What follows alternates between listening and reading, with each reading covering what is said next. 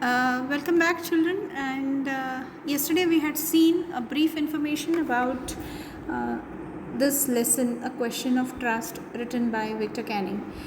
We had seen up to the story, we had seen the characters in the story, we had seen how the protagonist of the story, Horace Danby, has planned meticulously his robbery at Shotover Grange.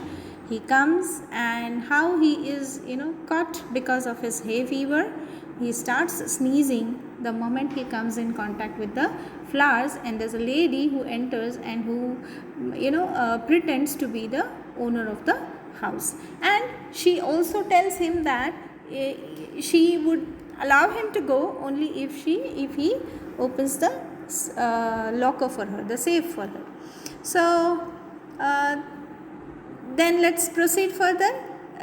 He came to know where the safe was and all the other details he had studied very properly, and she also has tried to get the things done from Horace Danby very skillfully.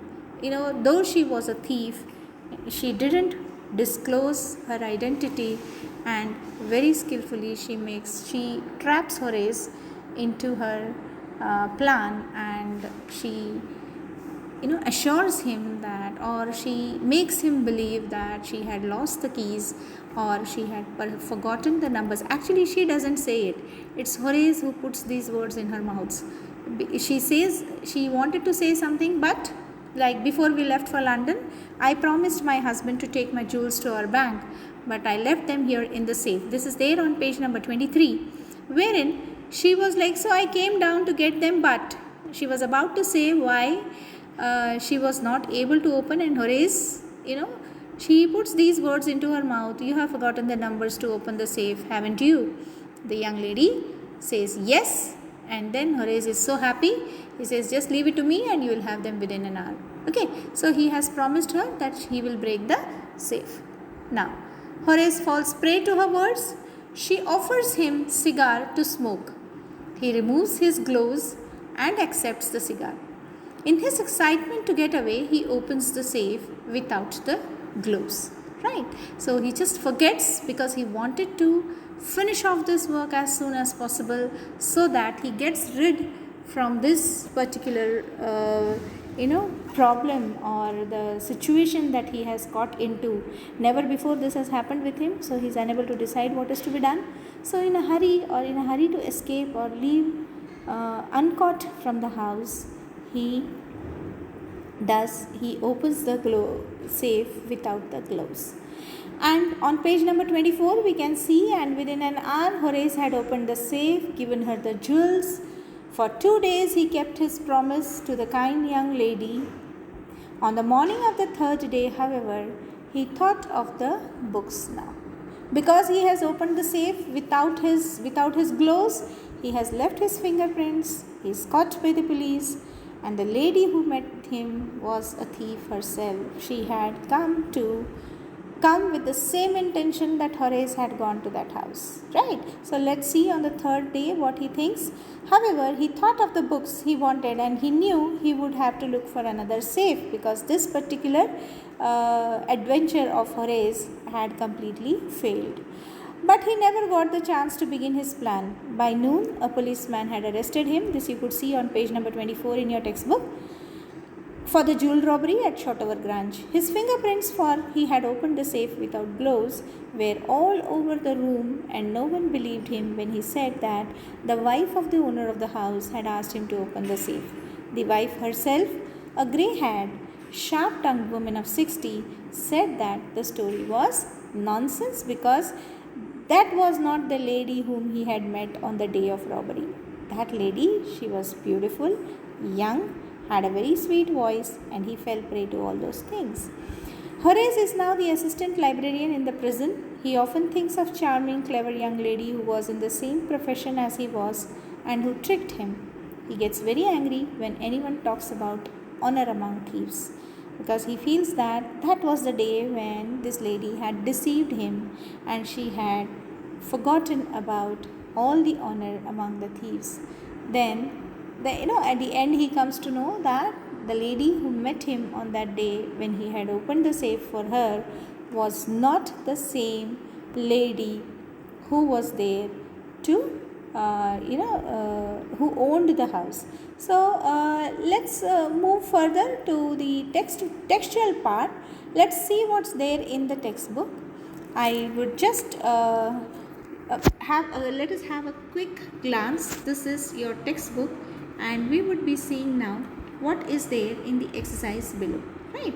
So they have given a glossary, and then below that you can see a set of exercises which says think about it. There are some 4 questions in it, and prior to that on page number 21 there is a set of 2 questions. These 4 questions says, did you begin to suspect before the end of the story that the lady was not the person Horace Danby took her to be? If so, at what point? Like, which point in the lesson made you feel that the lady is not the owner of the house who met Horace Danby and who made him open the safe? What are the subtle ways in which the lady manages to deceive Horace Danby? Soft ways. Subtle, soft. Why doesn't Horace suspect that something is wrong? Horace Danby was good and respectable but not completely honest. Why do you think this description is apt? Apt, perfect, appropriate for Horace. Why can't he be categorized as a typical thief? Now, what is the difference between Horace as a thief and a typical thief?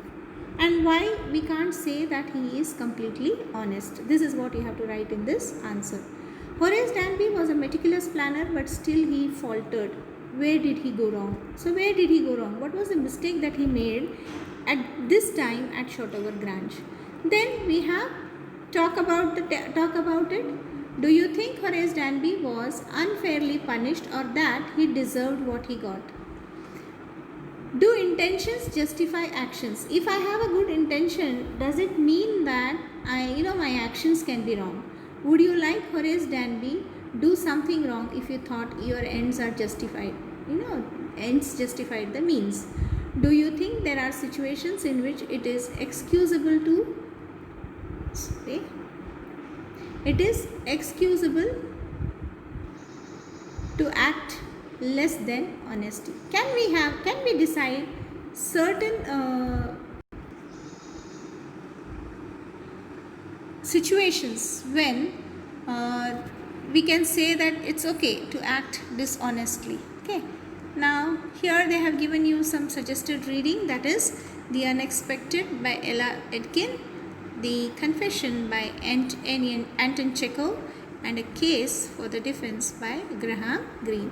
Now the mention of Anton Chekhov reminds me we will be having the last lesson, that is the proposal in our Flamingo in our textbook, that is First Flight. The last lesson is the proposal, the drama written by Anton Chekhov.